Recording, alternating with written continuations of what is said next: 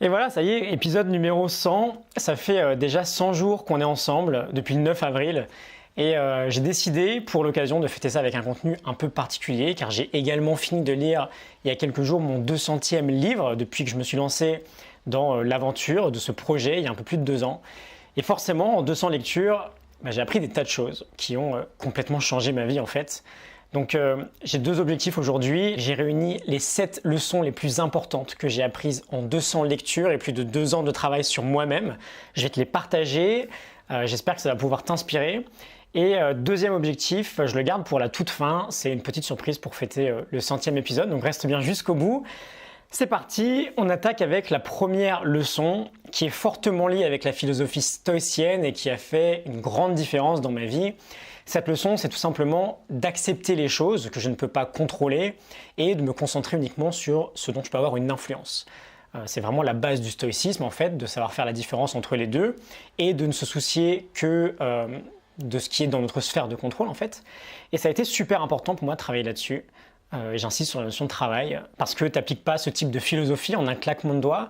C'est un processus continu de toute une vie et ça a été essentiel parce que là, par exemple, c'est ce qu'on contrôle, nos jugements, nos comportements, nos désirs, nos actions, nos pensées.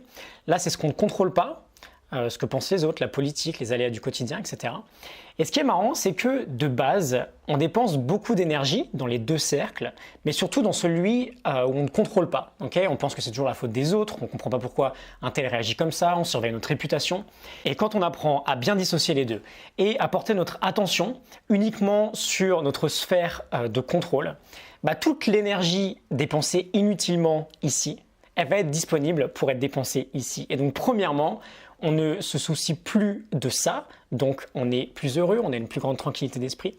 Et deuxièmement, on se concentre là-dessus et donc on progresse. Parce que notre vie, elle dépend de ce qui se passe ici dans notre sphère de contrôle. On comprend que on fait le maximum ici et ensuite on voit comment ça se passe. Et en général, quand on donne le maximum, quand on fait de notre mieux sur notre cercle d'action, sur notre cercle de contrôle, notre vie est beaucoup plus sympa. Deuxième leçon, c'est intimement lié à la première, c'est d'avoir embrassé pleinement la notion de responsabilité personnelle. Alors, responsabilité à 2 échelles.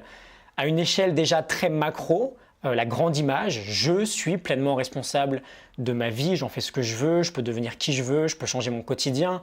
Si je suis consultant en informatique et que ça ne me convient pas, à moi de faire les choix et de prendre les décisions nécessaires pour changer ma vie. Ce n'est pas le gouvernement, par exemple, qui va changer ma vie. Et aussi responsabilité à une échelle beaucoup plus micro. Et là, c'est fondamental. C'est la grande leçon en fait de Viktor Frankl. On sera toujours, c'est la dernière des libertés humaines, responsable de notre comportement vis-à-vis de n'importe quelle situation. Entre le stimulus, le moment où il nous arrive quelque chose, et la réponse, la manière dont on va réagir, il faut réaliser qu'il y a un gap, qu'il y a un espace. Et dans cet espace-là se trouve un choix finalement, le choix d'adopter la meilleure réponse possible. Je pense qu'en fait, c'est la leçon la plus importante qu'on devrait tous apprendre à l'école, mais ça, c'est un autre sujet. J'en ai parlé beaucoup plus dans l'épisode numéro 22, donc je te mettrai un lien si la notion t'a parlé. Troisième leçon, j'ai pas forcément d'ordre de préférence, elles sont toutes super importantes. C'est le fait, on en parle beaucoup aussi, de toujours se concentrer sur le processus plutôt que sur la finalité. Si tu veux atteindre un résultat, un objectif, l'idée, c'est d'oublier complètement ce résultat, mais de se concentrer sur les petites étapes qui vont t'amener à cette destination. J'aime bien cette métaphore des dominos. Tu veux faire tomber le dernier domino, c'est ton objectif. Tu vas placer un à un tous tes dominos et tu vas te concentrer uniquement sur le fait de toujours faire tomber le suivant. Si tu veux courir un marathon, ton focus sera peut-être uniquement sur le fait d'aller faire ta course d'entraînement 3 fois par semaine. J'avais notamment pour objectif cette année, par exemple, tu le sais si tu as suivi mes premières formations, d'être classé 15-5 en tennis. Je l'ai atteint et j'en suis super content parce que c'était plutôt ambitieux, mais je l'ai atteint uniquement en me concentrant sur mes dominos, d'aller prendre mes cours avec mon prof 2 fois par semaine, puis de faire tel ou tel tournoi. Autre exemple, mes vidéos, je me suis lancé ce challenge de faire 365 vidéos jusqu'au 8 avril 2019 et mon 30e anniversaire. Ça paraît incroyable comme chiffre, mais c'est juste une vidéo par jour. Et donc chaque jour, je répète mon process de trouver une idée, me mettre devant la caméra, faire ma vidéo, faire un petit montage et la publier. Et c'est mon seul focus. Je ne pense pas à la 365e, je ne pense même pas à la 110e en fait. Je me concentre sur mon process au quotidien. Si tu veux atteindre n'importe quel objectif, C'est vraiment le moyen le plus simple d'y arriver. Tu le découpes en habitudes quotidiennes que tu te crées et tu exécutes ce process chaque jour. Quatrième leçon, on vient de dire qu'on casse un grand objectif en petites habitudes quotidiennes. Donc je vais revenir sur le concept de mini habits, de mini habitudes, qui est pour moi la meilleure stratégie en fait pour se créer des habitudes. Ça nous vient de Stephen Guise et le concept est génial, j'en ai parlé plein de fois. Si tu veux créer une habitude, tu crées la version la plus simplifiée de ton habitude, de sorte à ce qu'elle soit plus facile à faire qu'à ne pas faire. Si tu veux te mettre au sport, ta mini-habit, ça sera peut-être de faire une pompe par jour, ou même juste un abdo par jour. Si tu veux écrire un livre, ça sera d'écrire 10 mots par jour. Ça doit littéralement te paraître ridiculement simple, ça doit te faire rire. Mais l'idée, en fait, c'est que ça te permet de le faire tous les jours, de créer une régularité, et en fait de mettre en place les fondations de ton habitude. Et ensuite, tu le verras par toi-même, tu vas faire beaucoup plus que ce qui était prévu, parce que tu seras déjà lancé. On y reviendra beaucoup plus en détail plus tard, mais c'est un concept vraiment sympa. J'ai une morning note sur le livre Mini Habits, tu peux aller voir ça, je te mettrai en description.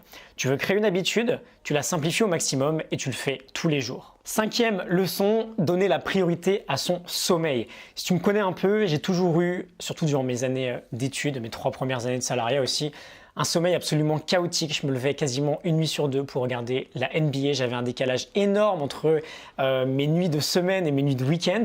Je passais toutes mes soirées à me buter les yeux sur des écrans. Je me couchais super tard, je me levais à la dernière seconde.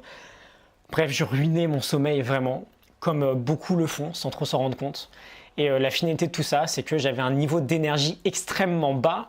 Et je ne m'en rendais même pas compte parce que j'y étais habitué, mais quand j'ai commencé à reprendre en main mon sommeil, j'ai vraiment réalisé après quelques mois que bien dormir c'était la vie quoi. Et surtout qu'une bonne journée bien réussie, elle commence la veille au soir avec une bonne routine de sommeil et une bonne nuit de sommeil.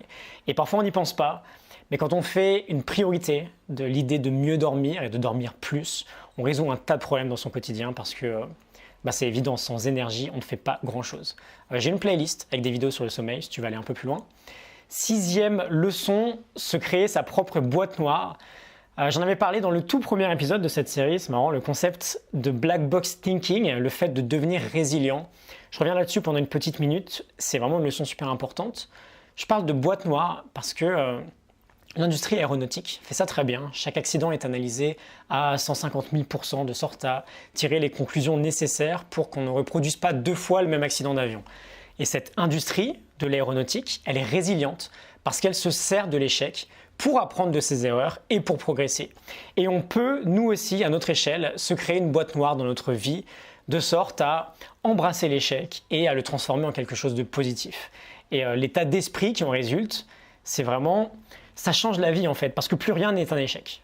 Tout devient un apprentissage et la finalité de tout ça, c'est juste une constante évolution finalement. On commence par prendre conscience de nos ratés, de nos manquements et on crée un système, plutôt une habitude en fait, qui permet de l'analyser. Ça peut se faire très simplement avec un papier et un crayon.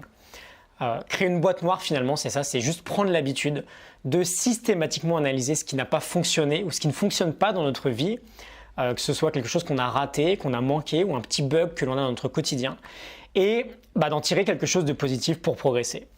Et enfin, 7e leçon, la plus personnelle, c'est que j'ai réussi à me prouver à moi-même que changer sa vie, changer de boulot, changer de quotidien, devenir libre du salariat, tout ça c'était possible quoi. Et surtout que c'est une aventure absolument incroyable parce que on embrasse la peur, ça donne du courage, ça donne de la confiance. Et quand on devient entrepreneur, on apprend un nouveau métier chaque semaine et c'est super enrichissant. On apprend énormément sur soi aussi, on se découvre. J'ai vraiment l'impression, et c'est assez dur à dire, j'en ai bien conscience, que jusqu'à mes 26-27 ans à peu près, je ne savais pas vraiment qui j'étais finalement. Alors on pense qu'on sait, on ne se pose même pas la question en fait, mais dans le fond on ne sait pas vraiment parce que on apprend sur soi vraiment quand on sort. Et ça fait un peu cliché de dire ça, je suis désolé, mais quand on sort vraiment de sa grosse zone de confort. Et c'est très difficile de se découvrir quand on suit un parcours hyper tracé, hyper automatique. Dans mon cas, du coup, le bac, l'école d'ingé, le consulting. Et qu'on ne se rend pas vraiment compte, qu'on n'est pas vraiment à sa place. Alors, je suis bien d'accord, ça demande énormément de sacrifices qui sont, d'un point de vue social, très difficiles. Quitter son travail pour se lancer dans l'inconnu à 28 ans, ou à n'importe quel âge d'ailleurs, c'est compliqué. Mais je pense que peu de gens qui l'ont fait diront qu'ils le regrettent. Et finalement, c'est même pas des sacrifices en fait. C'est plutôt des décisions fortes, des décisions qui viennent un peu des tripes. Et il n'y a même pas besoin de tout claquer et de partir à l'autre bout du monde. Mais si on a un gros bug dans notre vie et que ce que l'on fait, ça ne nous plaît pas, on est quand même dans une ère aujourd'hui où on peut faire des petites actions assez facilement au quotidien. On prend un bouquin, on apprend quelque chose, on a tout le savoir du monde qui est accessible. Et il suffit finalement de prendre une ou deux décisions fortes et on se crée une nouvelle petite aventure en fait. Voilà, c'était cette leçon. J'en ai une centaine d'autres évidemment, mais j'ai essayé de réunir les plus importantes. Accepter ce qu'on ne peut pas contrôler et se concentrer uniquement sur ce que l'on peut contrôler. Embrasser à 100% la notion de responsabilité personnelle dans notre vie. Toujours se concentrer sur le process plutôt que sur la finalité, sur le résultat. Le concept de mini-habits, donner la priorité à son sommeil, créer sa propre boîte noire pour analyser ses erreurs et progresser. Et avec quelques décisions fortes, on peut apporter les changements que l'on souhaite dans notre vie. J'espère que ça t'a parlé, j'espère que ça t'a inspiré. J'ai pensé que ça serait sympa pour célébrer le 100e épisode de faire quelque chose comme ça. Et du coup, pour l'occasion, tu sais, moi je propose des formations pour résoudre définitivement des bugs que tu pourras avoir au quotidien. J'en ai créé 3 nouvelles durant les 100 derniers jours. Et ce que je vais faire, c'est que pendant 48 heures, si tu veux en profiter, je fais une promo, je les mets toutes à moins 50%.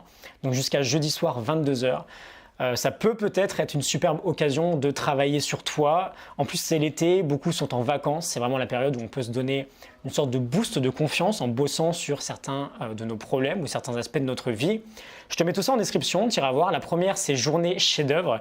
C'est un coaching de 5 jours pour optimiser tes journées et reprendre le contrôle de ton quotidien pour faire décoller tes projets perso. La seconde, c'est une grosse formation sur la procrastination. C'est 7 jours pour arrêter de procrastiner et passer à l'action. Si tu as tendance à souvent remettre au lendemain, à mettre ta vie sur pause et à reporter en permanence tes objectifs, c'est peut-être pour toi. Et enfin, la troisième, c'est mieux dormir dès ce soir. C'est un plan d'action en 7 étapes pour mieux dormir et améliorer son sommeil, pour reprendre le contrôle de ses nuits. Le suivi est illimité dans chacune de mes formations. J'ai aussi en place une garantie assez importante pour que tu ne prennes aucun risque. Voilà, je vais te laisser là-dessus. J'espère que ça t'a plu. On va repartir pour une nouvelle centaine d'épisodes. Et donc, je te dis soit tout de suite dans une des formations, soit à demain pour un nouvel épisode et une nouvelle centaine. À demain. Salut.